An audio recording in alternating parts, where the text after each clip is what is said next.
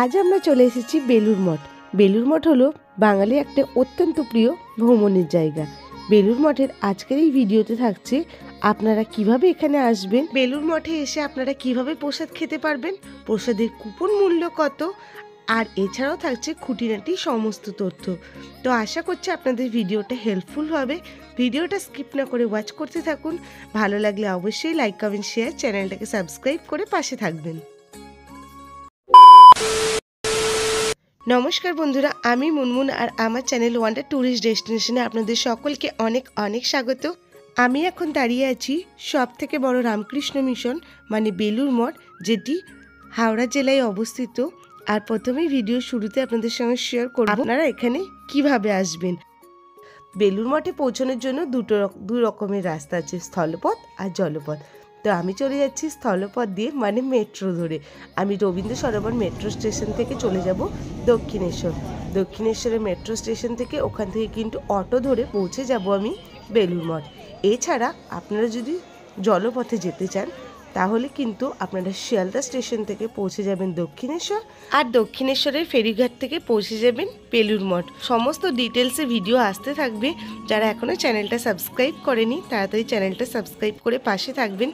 তো দেখুন, আমি এখন চলে এসেছি দক্ষিণেশ্বর মেট্রো স্টেশনে।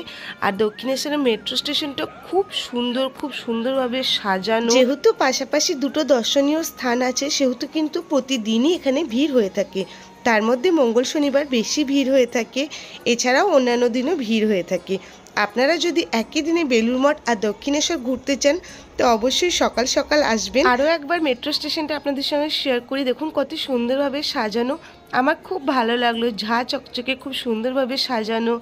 আর এখানে কিন্তু মা ভবতারিণীর মূর্তি আছে, এছাড়া রামকৃষ্ণদেব, মা শারদা, স্বামী বিবেকানন্দ সকলের মূর্তি আছে।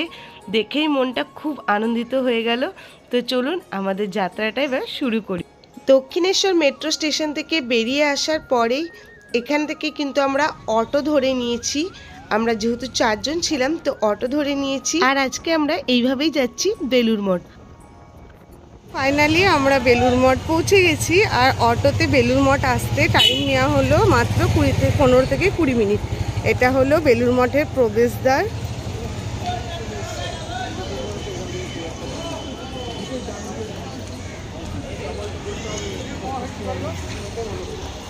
এখন বাজছে 10:45 আর আমরা যাব এখন এখানে ভোগ খাওয়া দাওয়ার জন্য কুপন সংগ্রহ করতে। 11টা অবধি, বেলা 11টা অবধি কুপন দেওয়া হয়ে থাকে। চারিদিকের পরিবেশটা যে কতটা সুন্দর সে তো দেখেই বুঝতে পারা যাচ্ছে। চারিদিক শান্ত নিস্তব্ধ, কত সুন্দর লাগছে, সবুজে ঘেরা, দারুণ লাগছে। দেখতে দেখতে কিন্তু বেলুর মঠের যে মঠ সেখানে চলে এসেছি, যেটি কিন্তু স্বামী বিবেকানন্দ বানিয়েছিলেন শ্রী রামকৃষ্ণের উদ্দেশ্যে। আর শীতকালে বহু জায়গা থেকে বহু মানুষ কিন্তু এই মঠে আসে সারা দিন ঘোরবার জন্য। আর খুব সুন্দরভাবে দেখুন মঠটা সুসজ্জিত, সামনে এইভাবে ফুলের বাগান, সকলে এখানে দাঁড়িয়ে সামনে থেকে ফটো তুলছে। দেখতে কিন্তু সত্যি অপূর্ব লাগে মঠটা। আর সামনে কিন্তু ফটোগ্রাফির বারণ আছে, তো আমি যতটা পাচ্ছি কাছ থেকে আপনাদের সঙ্গে শেয়ার করছি।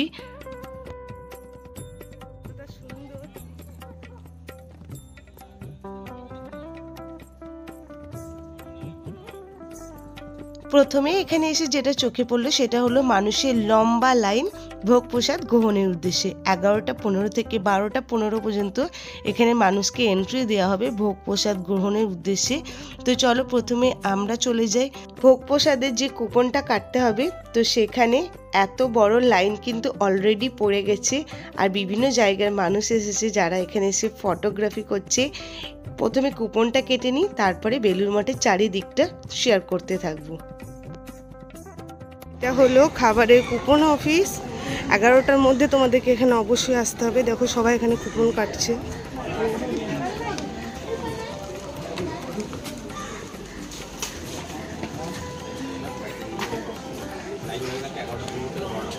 এবার আপনাদের সঙ্গে শেয়ার করি বেলুর মঠে ভোগ প্রসাদের কুপন মূল্য কত। এখানে কিন্তু কোনো নির্দিষ্ট কুপন মূল্য নেই। আপনি ভালোবেসে যেটা দিতে চাইবেন ওনারা কিন্তু সেটাই নিয়ে থাকেন। আপনি যদি 100 টাকা দেন তো 100 টাকা, 50 টাকা দিলে 50 টাকা, আপনি যা দিতে চাইবেন সেটা। আলাদা করে কিন্তু এখানে কোনো কুপন মূল্য ধার্য করা নেই। তো চলে এসেছি দেখুন এখন গঙ্গার তীরে, আর পরিবেশটা এতটাই সুন্দর।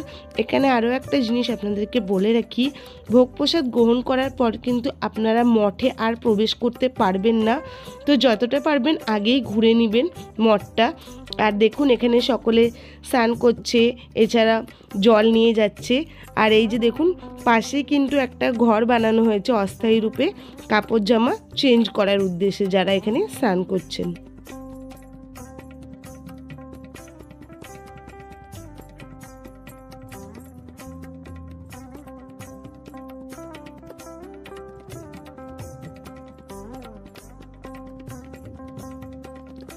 এবার আপনাদের সঙ্গে শেয়ার করি বেলুড় মঠের টাইমিংটা। সকাল 6:30 থেকে সকাল 11:30 পর্যন্ত এই মঠ খোলা থাকে। তারপরে আবার দুপুর 3:30 থেকে রাত্রি 8:30 পর্যন্ত এই মঠ খোলা থাকে। প্রসাদ গ্রহণের আগে চলে এসেছি রামকৃষ্ণ দেবের মূল মন্দিরে। এখানে শ্রী শ্রী রামকৃষ্ণ দেবকে পুজো করা হয়ে থাকে। তো সকল মানুষ কিন্তু এখানে এখন বসে আছেন।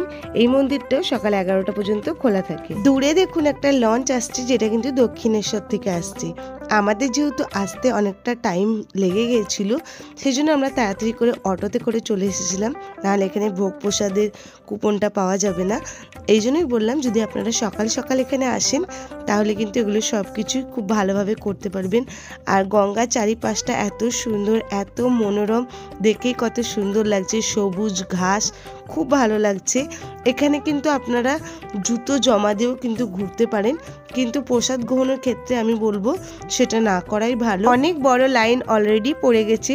তো চলুন ভোগ প্রসাদের কুপনের লাইনে গিয়ে দাঁড়াই, আর একে একে আপনাদের সঙ্গে সবটাই শেয়ার করব। আমরা এখন চলে এসেছি ভোগ প্রসাদ গ্রহণ কেন্দ্রের মূল এন্ট্রেন্সে। এখানে দেখুন এই যে কাকু কুপন নিয়ে নিচ্ছে, তো আমাদের যটা কুপন সেটা উনি নিয়ে নিলেন। তারপরে এখান থেকে প্রবেশ করলাম, আর খুব সুন্দর মেন এন্ট্রেন্সটা আমি আপনাদের সঙ্গে সবটাই শেয়ার করতে থাকছি। ভিডিওটা ভালো লাগলে প্লিজ ভিডিওতে একটা লাইক করবেন, কমেন্ট করে জানাবেন ভিডিওটা আপনাদের কেমন লেগেছে। আর যারা এখনও চ্যানেলটা সাবস্ক্রাইব করেনি প্লিজ চ্যানেলটাকে সাবস্ক্রাইব করবেন।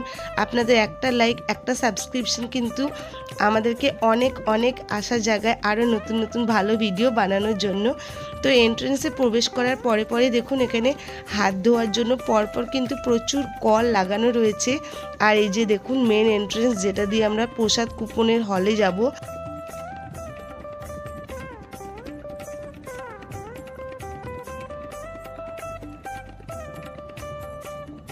এখন চলে এসেছি সেই মেন বিল্ডিংয়ে, যেখানে কিন্তু ভোগ প্রসাদ দেওয়া হয়ে থাকবে। আর এর পাশে কিন্তু আছে টয়লেটের ব্যবস্থা। আপনারা চাইলে কিন্তু এখানে টয়লেট ইউজ করতে পারেন। লেডিস জেন্টস দুই ধরনের টয়লেট এখানে আছে।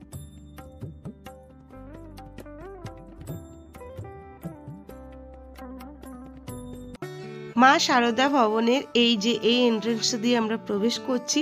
তো চলুন আপনাদের সঙ্গে শেয়ার করি একে একে সব কিছুই। আর পেজটা কিন্তু অনেকটা বড়, এখনও তো পুরো বিল্ডিং তৈরি হচ্ছে। তো দেখুন চারিদিকটা অনেকটা বড় পেজ। আর এই যে ভোগ প্রসাদের হলঘরটা যে কত বড় এখানে দেখতেই পাচ্ছেন, আর খুব সুন্দরভাবে পরিবেশন করা হয়েছে। দেখুন থালা গ্লাস দেওয়া আছে, খুব সুন্দর লাগছে, খুব ভালোভাবে সুসজ্জিত। সামনে কিন্তু অলরেডি খাওয়া দাওয়া স্টার্ট হয়ে গেছে। 11:30 থেকে কিন্তু ভোগ প্রসাদ খাওয়া দাওয়া শুরু হয়ে গেছে, যেটি কিন্তু দুপুর 1:30 পর্যন্ত চলবে। তো এবার আমরাও বসে পড়ছি, আর একের পর এক কিন্তু ব্যাচকে ঢোকানো হচ্ছে আর বসানো হচ্ছে একে একে। ভোগ প্রসাদ গ্রহণের হলঘরটা এতটাই বড় যে প্রায় 1000 মানুষ কিন্তু এক জায়গায় বসে খেতে পারবে।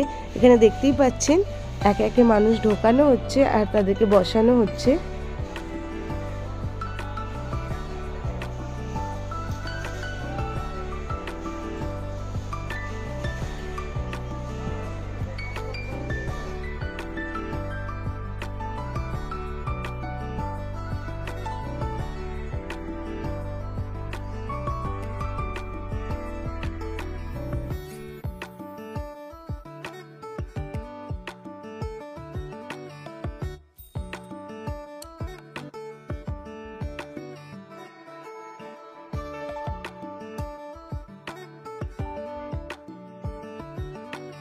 প্রসাদ বিতরণের নিয়মটাও কিন্তু খুব সুন্দর, দেখুন খুব সুন্দরভাবে কিন্তু পরিবেশন করা হচ্ছে যাতে কারোর গায়ে না পড়ে, সেই দিকটা কিন্তু ওনারা খেয়াল রেখেছে। প্রথমেই দেখুন এখানে খিচুড়ি দেওয়া হয়ে গেল। আমি একে একে আপনাদের সঙ্গে সবটাই শেয়ার করছি কি কি প্রসাদে থাকছে।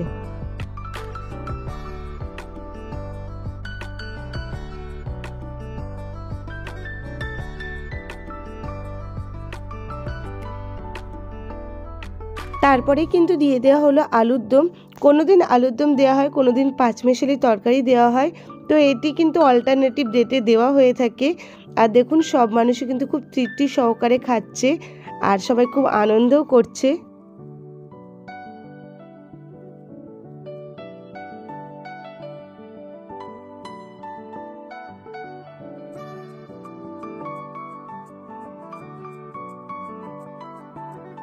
খিচুড়ি আর আলুর দম কিন্তু দুবার করে দেওয়া হয়ে থাকে। আপনাদের সকলের কাছে একটাই অনুরোধ যে কেউ প্রসাদ নষ্ট করবেন না, কারণ অনেকেই দেখছি কিন্তু এখানে প্রসাদ নষ্ট করছে। আর আপনারা বাড়ি থেকে কন্টেনার নিয়ে আসেন প্রসাদ নিয়ে যাওয়ার জন্য, সেটাও কিন্তু ওনারা দিয়ে থাকবে। সেটা কিন্তু এই সেকেন্ড টাইমে খিচুড়ি যখন দিতে আসবে তখন আপনারা ওই কন্টেনারটা দিলে কিন্তু আপনাদেরকে প্রসাদ দিয়ে দিবে।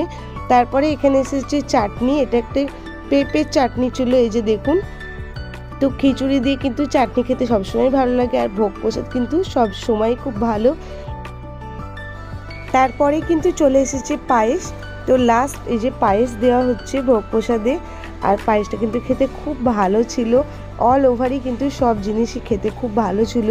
আর এখানে আপনাদেরকে আরও একটা জিনিস জানিয়ে রাখি, এখানে কিন্তু জলের গ্লাসে কিন্তু জল দেওয়া হচ্ছে, যেটা কিন্তু সচরাচর দেওয়া হয়ে থাকে না। সেটিও কিন্তু খুব ভালোভাবে ওনারা পরিবেশন করছে, জিনিসটা দেখে খুব ভালো লাগলো।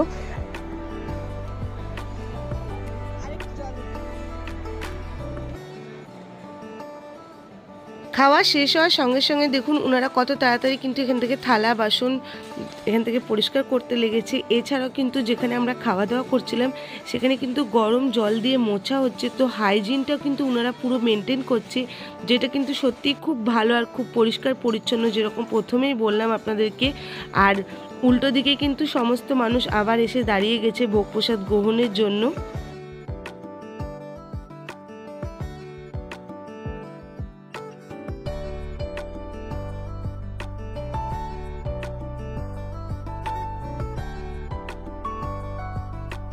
প্রসাদ গ্রহণ করে বাইরে বেরিয়ে আসার পরে কিন্তু আমাদেরকে একটা অন্য রাস্তা দিয়ে কিন্তু বের করা হচ্ছে। এখানেও দেখুন হাত ধোয়ার জন্য প্রচুর এখানে কল রয়েছে, এছাড়াও কিন্তু ঠান্ডা জলেরও ব্যবস্থা রয়েছে। এছাড়া প্রথমেই বলেছিলাম টয়লেটের ব্যবস্থা রয়েছে। তো সব রকমের ব্যবস্থা কিন্তু রয়েছে, কিন্তু আপনারা এখান থেকে আর বেলুড় মঠে প্রবেশ করতে পারবেন না। আর মোটামুটি যে টাইম থাকে সেই টাইমে বেলুড় মঠ বন্ধ হয়ে যায়। এটা হলো এক্সিট গেট, আর এখানে দেখতেই পাচ্ছেন কতটা ভিড়। গেট থেকে বেরিয়ে চলুন আপনাদেরকে নিয়ে যাই মূল মন্দিরে।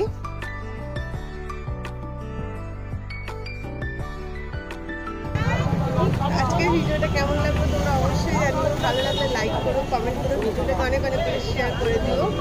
এরপরে তোমাদের সঙ্গে দক্ষিণেশ্বরের ভিডিও আসছে, তো সেটা যদি দেখতে চাও আমার চ্যানেলটাকে সাবস্ক্রাইব করে দেবো, তাহলে আমার পরবর্তী সকল ভিডিও নোটিফিকেশন তোমরা পেয়ে যাবে।